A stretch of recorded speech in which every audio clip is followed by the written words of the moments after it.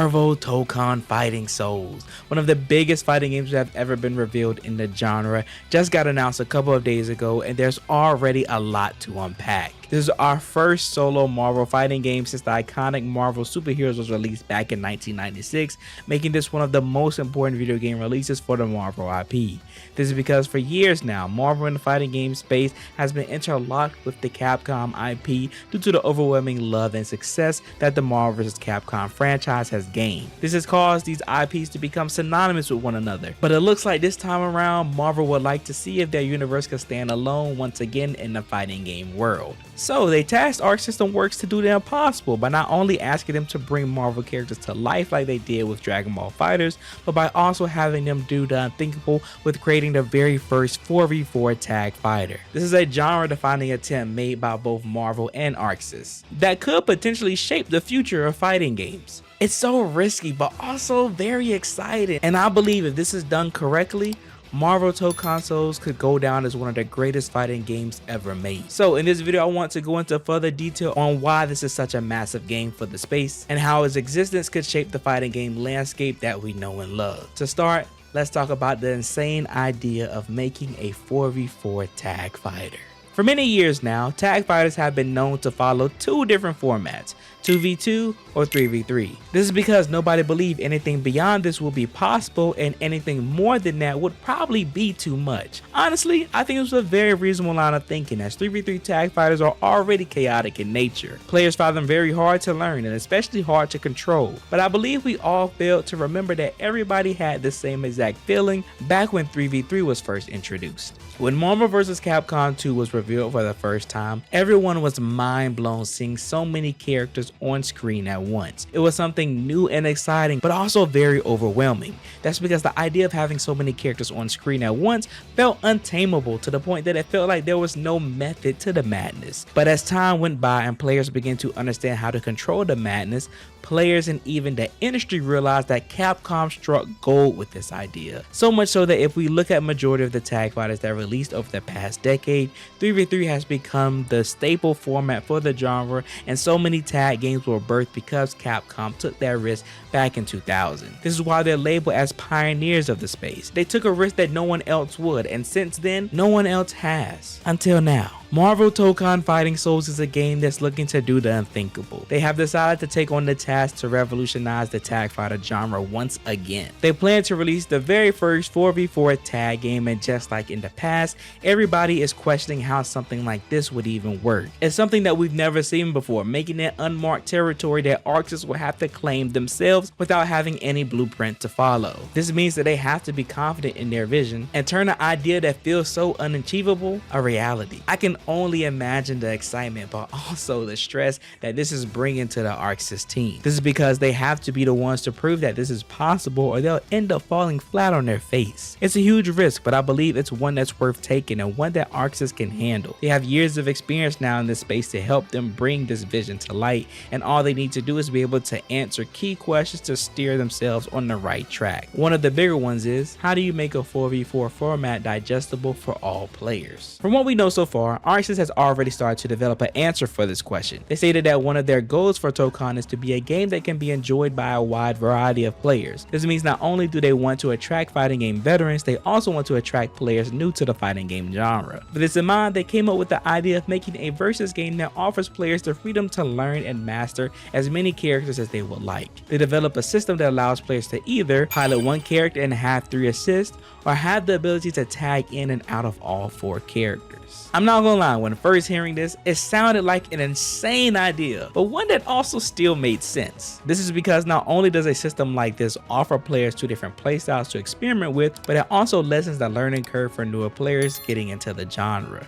This is something that tag fighters have struggled with for years. Players getting into them for the first time have always mentioned how hard it is to learn multiple characters at once. It's something that's very daunting to wrap your head around when seeing it for the first time, normally resulting into players giving up on how to learn them all together. Well, with a system like this that ArcSys has planned, it makes getting into this genre a lot easier while also still keeping that chaotic and freeform feel that the fans know and love. I'm actually glad that they came up with a system like this because it shows me that their goal is to remain true to the spirit of tag fighters, and what they've shown so far still gives me that same itch of endless potential that the genre is known for. Like, for a second, look at this here. In the trailer, they show Star-Lord performing an air combo on Ghost Rider. He then calls in Cap to extend with his assist, to then follow up with Doom assist and extend again while also active tagging into him to command grab Ghost Rider. That in itself already looks insane, but if we deep dive a bit more with the potential of the mechanics that we know so far, we know that he could have active switched and took Cap off of his assist initially to get a combo with him, then call in Doom assist a bit later to active tag into him to command grab Ghost Rider like before. Do you see how insane this game could possibly be? Mind you, we've only covered 3 characters so far, which means that you still have a 4th one available in the back where you can call him in to either assist, perform an active tag setup, or whatever you want. The sky's the limits with the options that you have here, and it's honestly going to take us some time to wrap our head around this because having that one extra character is going to change so much. Honestly, no other tag game on the market is going to have that level of depth that this game could potentially offer, at least in the way that adding a 4th character will bring, which honestly has me super excited but also kind of nervous. This is because, again, new players already find these games daunting, and if you add a 4th character on top of this chaos, it makes me wonder, will this game still be too overwhelming for new players? If I'm going to be honest, I think it will.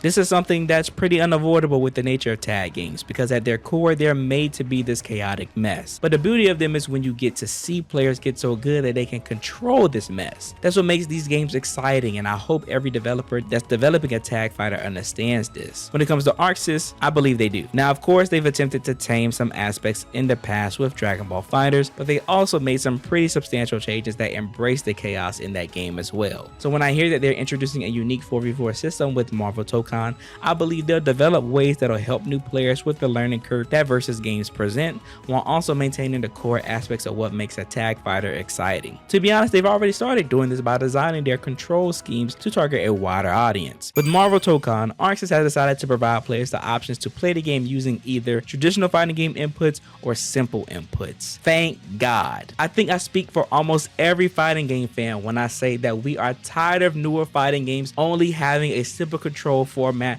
when they could easily offer players both simple and traditional options to play their game. This is something that I've grown to dislike more and more, as I am someone that enjoys using motion inputs. Now, that doesn't mean I have an issue with simple controls. I just hate the fact that we can't offer both, and that the only alternative when it comes to introducing simple inputs is to adding more buttons to the layout. If I'm going to be honest, adding more buttons doesn't make a fighting game simpler to pick up. If anything, it just makes them feel very convoluted and uncomfortable to play. This has been my current issue with recent games like Hunter x Hunter and even 2XKO. I can't seem to find a comfortable layout for myself in these games because I'm required to hit so many buttons and combinations to do basic things with these so-called simple inputs. That sucks because I think both of these games offer things that I would like to enjoy and I would love to explore more about them, but because they feel so uncomfortable to play, I slowly become disinterested in playing them at all. That's why I think for the future of fighting games, it's important that a majority of them offer players both options to pick from, because not only is it important to provide new ways to ease players into the genre, it's also important to cherish aspects that long-term fans have grown to love. That's what makes Marvel Tokon even more exciting to me.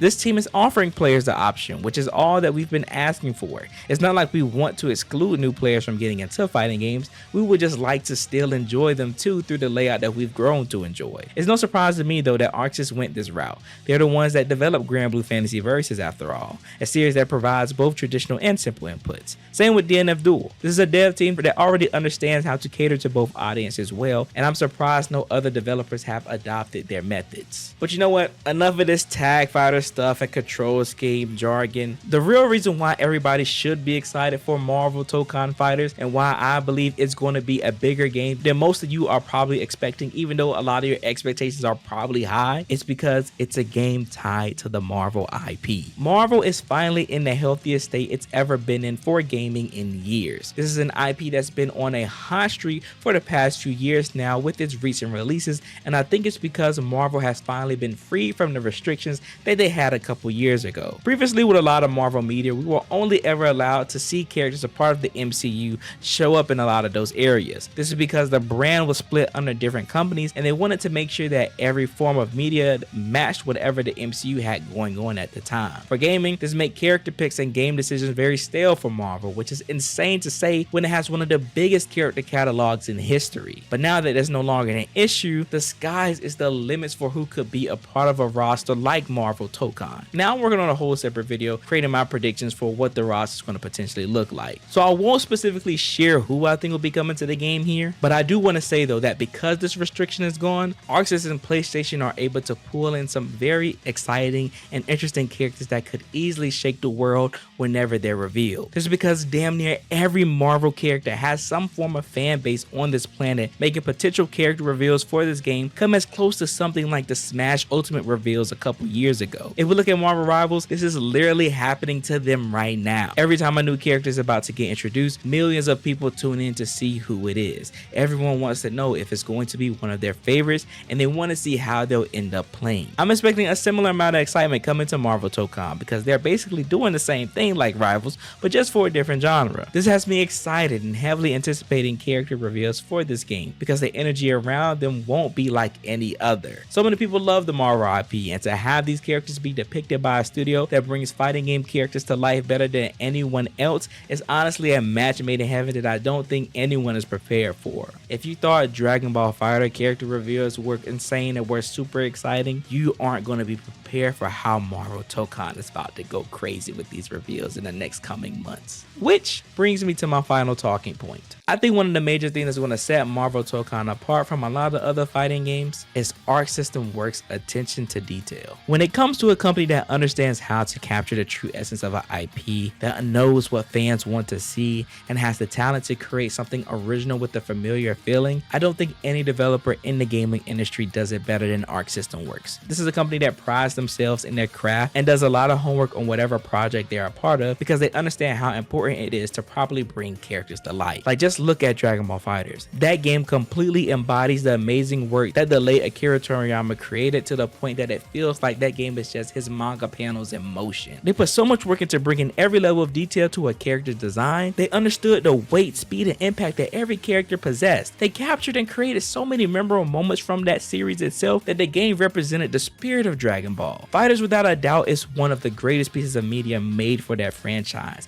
and I expect ArcSys to bring that same energy to Marvel Tokon. Honestly, this one trailer alone shows us that already. Like, not only do these characters look better than almost any other medium that they've been in, but these stages scream that this team loves the Marvel universe and that they're just as big as fans of this universe like us. That's important because when you have a team of people that love what they do while also being a fan of the thing that they're making, you get some of the best work they've created because those same people are excited to show the world what they can do when given the opportunity. That's why I'm excited to see what ArcSys' take on a character like Wolverine and Gambit looks like, how they plan to bring places like Asgard or Wakanda to life. And I'm especially excited to see how they'll end up recreating iconic moments in comic book history while also creating some of their own. This is because ArcSys has shown time and time again that they are a team that is passionate about the thing that they're creating, and they're willing to go above and beyond their consumers' expectations. That's why they've seen such great success these past couple of years after getting the chance to work with the Dragon Ball IP, and why PlayStation themselves picked them to work on this title. That's why I'm excited about Marvel Tokon and why I believe this could be one of the greatest fighting games ever made. I believe this is possible because no matter what anybody can say, ArcSys is a group of creatives that tries to push themselves to make some amazing games. Now, of course, they always don't hit the mark, and they definitely fallen short quite a few times. But I don't think I've ever seen this developer lose that passion that they've always had since the beginning of me consuming games from them, and even way before that.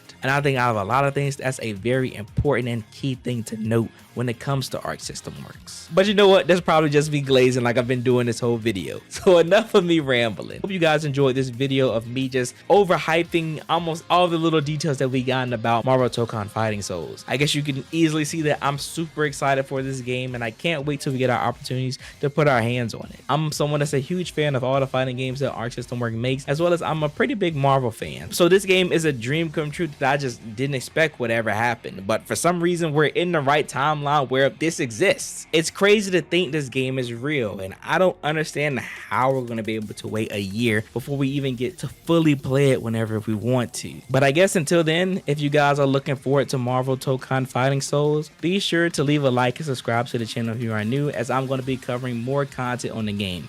Like I mentioned earlier in the video, I am making my own roster prediction video coming out really soon, and you guys should definitely stay tuned to it because I'm going to have some very unexpected picks on that list that I think a lot of you guys might be excited for, as well as we're going to be going into some deep details on why I think certain characters are going to make the roster potentially. Besides that though, that's everything for this video. I appreciate you guys and all your love and support, and always remember to believe in you that believes in yourself. I'll see you guys in the next one.